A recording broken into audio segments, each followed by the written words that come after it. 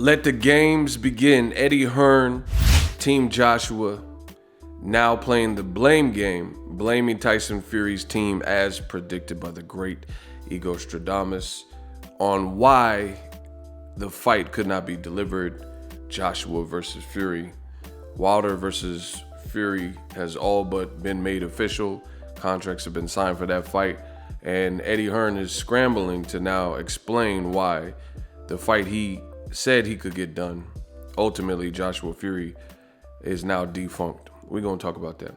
What up, Fight World? It's your boy Ego, and I'm back with some more boxing. Make sure you smash the like button. Listen, if you love what I'm doing, smash the like button. I drop the latest and greatest. The reason you should subscribe to the channel is because we talk about all things boxing, some UFC, give you guys the breakdowns, pre and post fight, let you know what type of shape the fighters are in, etc. If you like that kind of thing and live streams and much more content, consider subscribing if it's your first time on my channel. If not, listen to videos, see if you like it, and then subscribe. Hit the like button, we working. Well. DAZN.com says Joshua versus Fury. Eddie Hearn believes, quote, certain people in Tyson Fury's camp didn't want the Anthony Joshua fight. So basically, Eddie Hearn has now come out, and now that we know Joshua versus Fury officially is not happening next, he's come out and he's doing, exclusive interviews, informing the fans what went wrong, right? And now he believes that it's not his fault, it's not Joshua's fault. It says a bold statement coming from the promoter, Anthony Joshua. 8 days ago, Tyson Fury agreed to face Anthony Joshua August 14th, Saudi Arabia for Undisputed. The boxing world went into a frenzy. Not old media went into a frenzy. The excitement lasted 1 day as an arbitration judge ruled the Fury had to face Wilder in a trilogy fight. In an instant, out went the Joshua fight. As on Saturday, during Joshua versus Ramirez fight, Fury signed the contract to face Wilder, right? So if you follow the channel intently, you'll know that in real time, I told you guys not to get your hopes up. Yet and still, people believed Eddie Hearn. He said he can get it done. A ton of British fans were on my channel, old media fans, and they were saying, 1 more week, mate. Just wait and you'll see. I've waited, and now look where we're at. What I predicted, the blame game. Many were upset at Fury and his team, namely co-promoter Aaron, because Joshua's promoter had been assured by the legendary promoter that the arbitration ruling wouldn't affect the fight. After taking some time to think about what happened last week, Hearn feels that some didn't want Joshua and Fury to occur. So this is a direct quote. There was a lot of anger from everybody last week. This is Eddie Hearn. Me, AJ, just that these people, I can't believe these people. Anthony Joshua felt all along they didn't want the fight. I felt differently. I didn't feel it about their team, but I felt that Fury wanted to fight. Maybe he didn't. Certain people didn't want to fight, and they've got their way for now. A step-aside fee to get Wilder to allow Joshua Fury to happen never entered the mind of Aram and the Englishman. Because of that, Joshua thinks ultimately no one on Fury's side wanted the fight to really occur. AJ feels that the entire team never wanted the fight, and they used his name for clout, Hearn said. Now, no matter how you slice it, this is a horrible look for old media. I see Joshua and Eddie Hearn. They're trying to do what I told you. The great EGOstradamus strikes again and separate themselves. You got a ton of fans who believed in what was being said. And I tell you guys all the time on my channel, the most dangerous thing is a camera and a microphone, and content is king. So this is why Eddie Hearn's having to address and make these videos talking about the Joshua Fury Wilder situation, why it didn't happen. And if you guys allow me, I'm going to play a clip. This is a compilation of various things that Eddie Hearn said in various interviews as to the Joshua Fury fight happening. He even had Fury, as you guys see right here, on his podcast. And he told the whole world that the fight was happening. I told you don't get your hopes up, but we'll listen to this compilation of Eddie Hearn talking about the fight nonstop. You see Fury has a black eye. He was on the podcast, and he kept assuring people 100% is done. I've been assured. Roll the clip. But I've told everyone all along, the fight's happening. I'll ask you, is the fight happening? To the best of my knowledge, from what I was hearing tonight, I would say abso-fucking-lutely yes. I told you. It's really close to official announcement time. I will tell you, it's 100% being announced this week. I mean, it'd be amazing to announce on Saturday, right? You know, when I do the announcement, and wouldn't it be great to do it maybe even in the ring on Sunday? You know, a lot of people think we're going to announce on Saturday. We might. Love to announce next week. I want to announce next week. I believe we announce this fight next week.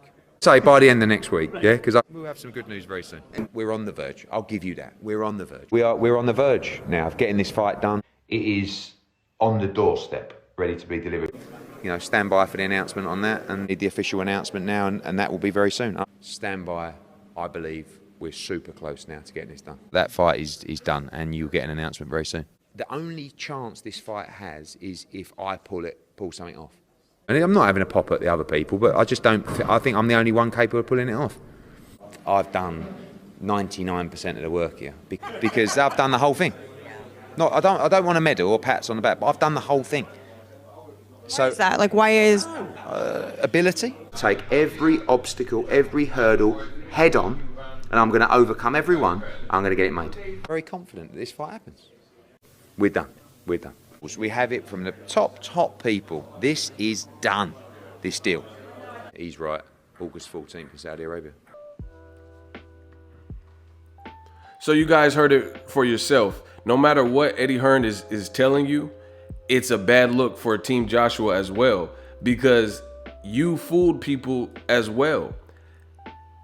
I don't understand how people are acting surprised that this fight is not going on. Anytime there is a legally binding procedural court case going on, you could never have full reassurance. Eddie Hearn is just blaming it, blame game, and saying, oh, I thought they really wanted to fight. Now he's switching it, saying they didn't want to fight. But he too was telling people in all certainty that the fight was going to happen. So like I said, just keep in mind, I've been saying this stuff in real time.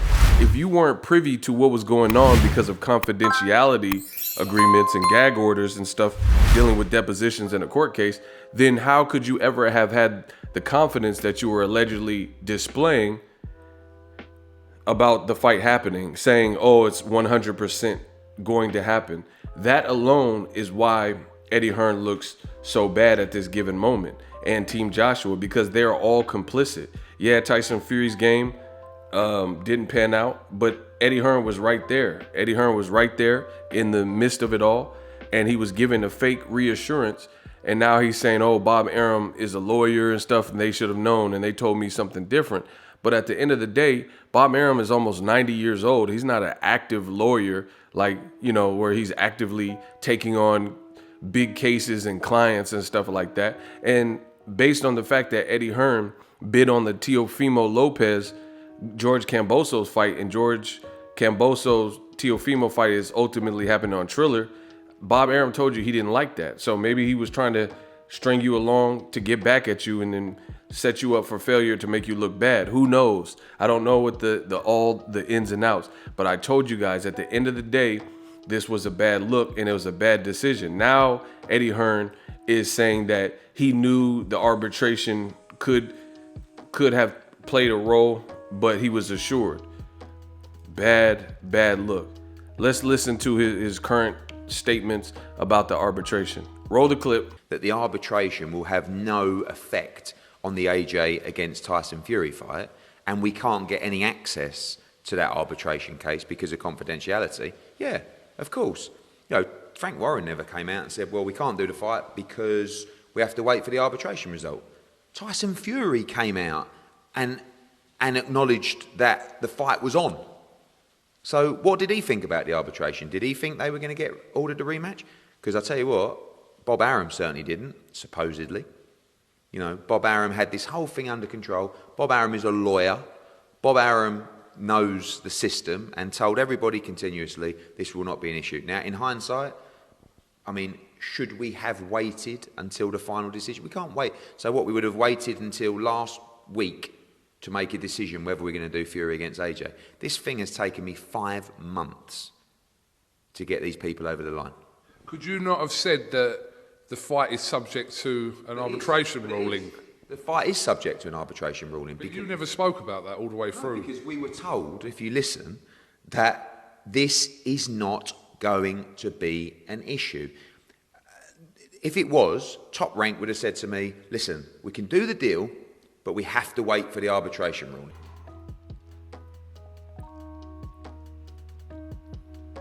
So you have the before and you have the after. Like I predicted, the great Ego Stradamus smashed the like button. It's all a blame game from here. You know, they promised to fight. They said we can get it done.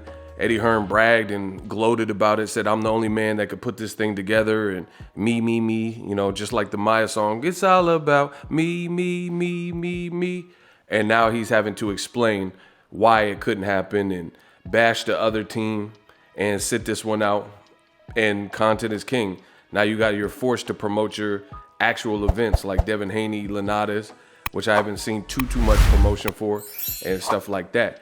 It's like this will snap you back into reality when you face a crushing blow. And I told you guys that Deontay Wilder was the elephant in the room. People did not want to believe me. You heard me say it month after month. I was very firm and consistent in that. And here's the other thing.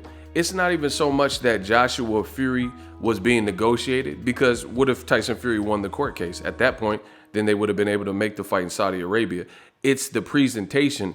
It's the public parade, and constantly on the interviews, the clips I played where you're saying 100% it will happen, and talking about the undercard and saying it's 155 million, the split. You know, people were talking about all these details. You could have kept that all behind the scenes, and then this is all stuff I'm saying now, but you compare it to what I was saying before, it's the same thing.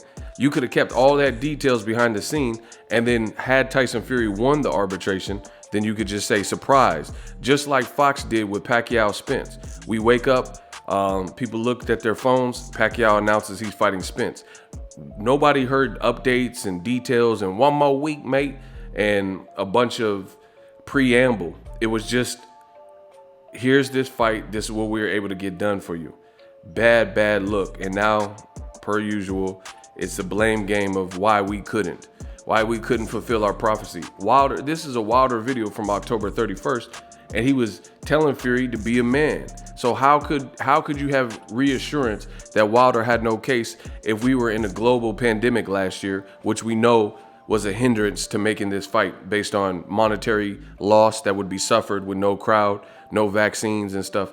How did you think Tyson Fury had such a strong, rock solid case where this couldn't come into play? And 29 weeks ago, Wilder was saying, you a thief, payback is coming.